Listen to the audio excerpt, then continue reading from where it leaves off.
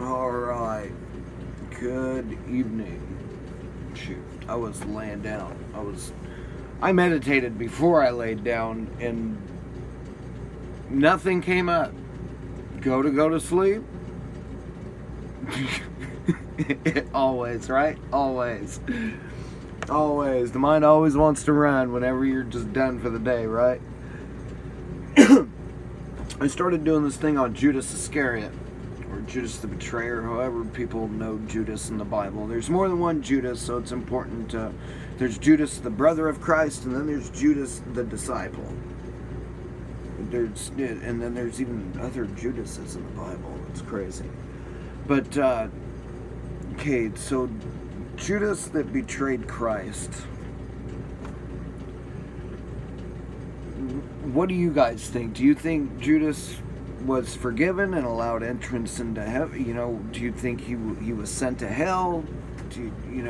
We all know Judas's fate. He received 30 pieces of silver for betraying Christ. He went to go give it back after the deed was done. They wouldn't take it. They said the money's yours. Take it and go. He didn't want the money, so he bought land. He invested in the land. He bought a piece of land, and as he sat under the tree, he, ended up taking a rope and hanging himself on it. Is what, pretty much what folklore says. But what do you think happened to Judas's soul, his immortal being, his ruach, his breath of life that he was given? What happened to that? Okay, we all know what happens to the body. It decays and it, turns back into the earth, and new is made from it. But what happens to the soul? What happens to the spirit? What happened to Judas? Well, as I lay here, man, I totally ended up getting up. This must apparently be what I'm supposed to be doing. So, Judas, when Christ told him, go do what you must do, Satan had already entered him. Or if I remember correctly, then Satan entered into him. After Judas dipped his bread in Christ's cup, Satan entered into him.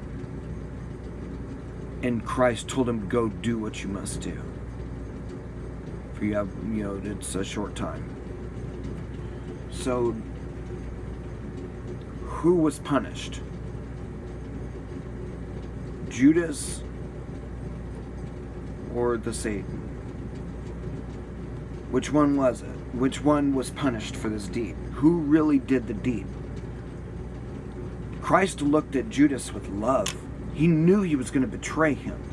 He still loved that man with his dying breath. He died to save his immortal soul, right? If Christ came to forgive everyone's sin, then it was Judas included. So, that being said,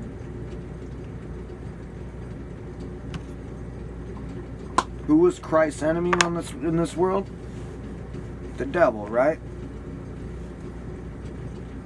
The Satan entered into him. Judas was possessed when all of this took place. Was that really Judas?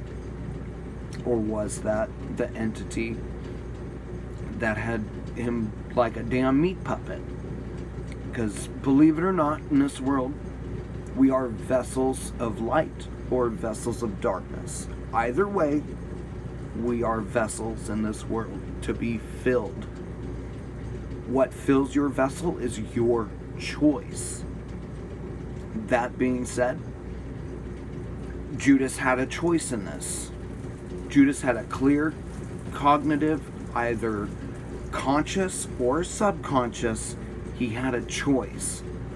Judas chose this by his everyday actions, by either choosing desire, and we all have desire. Is it righteous desire or is it selfish desire? I'm not gonna try and play, like I'm perfect, man. I totally am a monster, believe me. I literally have cut everyone out of my life. I'm trying to rebuild and restructure, but I know the people that make my life what it is. And I love those people. And I know the things that were happening in my life weren't necessarily them. It was something else to help me grow. You know what I mean? So what's happening in your life? What's going on in your lives? What things are playing out in your life that's not actually those people, that those, no matter where you go, the same cycle follows, like,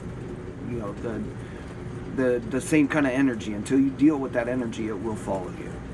It'll come up in different people. And it's like, oh man, that's just like that one person who did this and this and this. Man, this person just literally acted just like that. Every red flag went up. I was so triggered I couldn't hang out with this person. I had to leave. So yeah, I'm like, I noticed that we all have played Judas. We all have played Christ. But getting back to it. Sorry. I have ADHD super bad, and one thing always permeates the other. Just like the mind permeates the heart permeates the mind, the emotions permeate the mental space, the thoughts permeate the emotional space. One perpetuates the other. Always will the physical be a part of the spiritual, and the spiritual will always be a part of the physical. One could not exist without the other. Light cannot exist without darkness. Darkness cannot exist without light. You cannot have an up without a down. You can't have an in without an out. You can't have a left without a right? So yeah. Judas was totally possessed during all of the betrayal. Granted, he did make a conscious choice or an unconscious choice, a subconscious choice, on a super conscious level. Okay? So, who's really at fault? And was there forgiveness? Was there redemption for Judas Iscariot? Christ said that it would have been better for him never to have been born.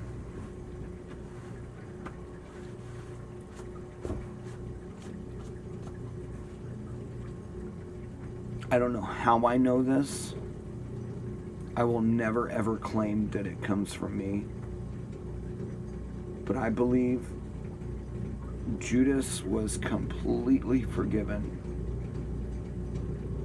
but also held accountable for his choice and the actions and his part in it. I completely believe Judas Iscariot paid into lives into the future, lived a horrendously painful life to ascend out of the mire that he had cast himself into in that lifetime. I believe the prodigal son, the story of the prodigal son, would do very, very sufficient in that area. And I believe our Father rejoices when he makes it to the gate. So, how much more are you? It's time that we realize our worth. How much more are you? I realized I literally, something did come up during my meditation. It was about belief and faith. What's the difference between belief and faith? Because there is a difference. I didn't realize this until right now.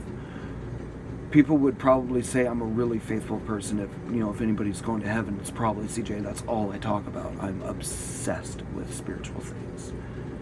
But yet, I find today in my meditation that I have no faith. What is works without faith, and what is faith without works? It's dead. Dead inside. And it's dead on the outside.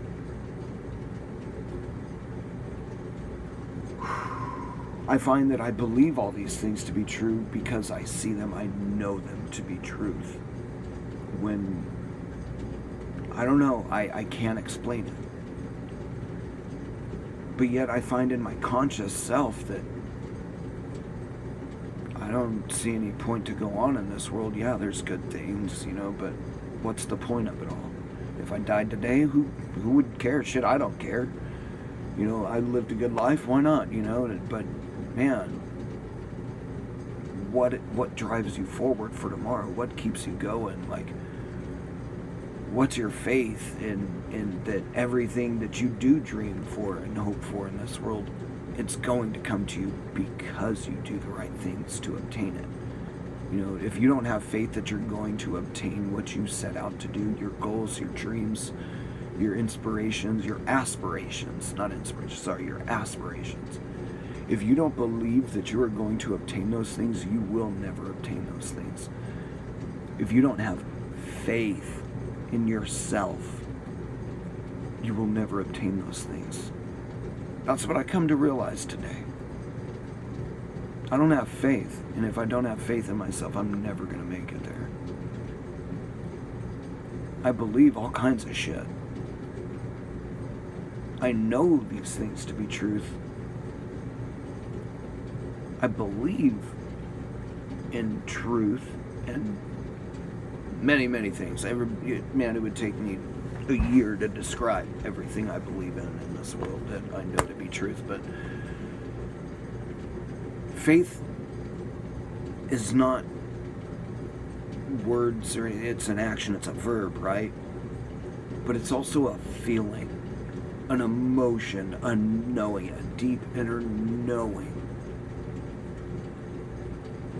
of more than just what you know to be true, but what you hope for. Faith is things hoped for but not seen. Shit, I'm 35. I'm almost 36, and I've heard this a million frickin' times in church, and have come out of everybody's mouth I could ever think of that I ever looked up to religiously. Never understood it. Never heard this ever explained. Ever, man. Like, belief and faith. Two different things, but yet both are required in cohesion, to work together in tandem. If your heart and your mind are going two different directions with what you believe and what you know to be true, what you feel is right, what you know is right for you, because only you see your truth. Nobody else sees your truth. Everybody else sees their own truth. What is truth? That's why Pilate asked that question. What is truth? He was hoping Christ would tell him what truth was. He knew who Christ was when he was talking to him. That's why he asked him the question. What is truth? What is faith? Things not seen yet hoped for. Which I could tell you the definitions of all these. I know the scriptures, I can quote them by heart, but I literally, half the time, like, man, this whole time in my life, I never knew the deeper meaning. Now it's just freaking wow, man. But my hope is to share it with all of you. We ascend together, or we don't ascend at all. We're one soul, fragmented out, multiplied. Go forth and multiply. Every Christian believes in go forth and multiply. It is actually the first commandment given.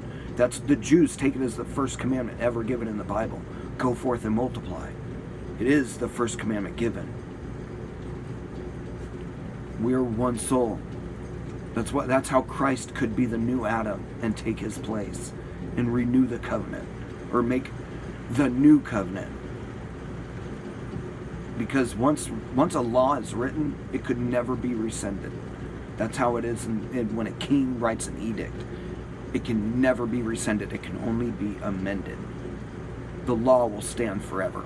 The king's word can never be broken.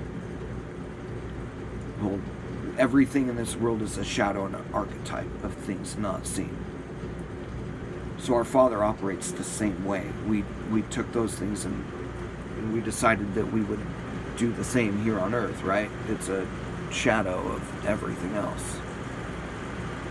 Oh, but I'm being pulled away, so you know what?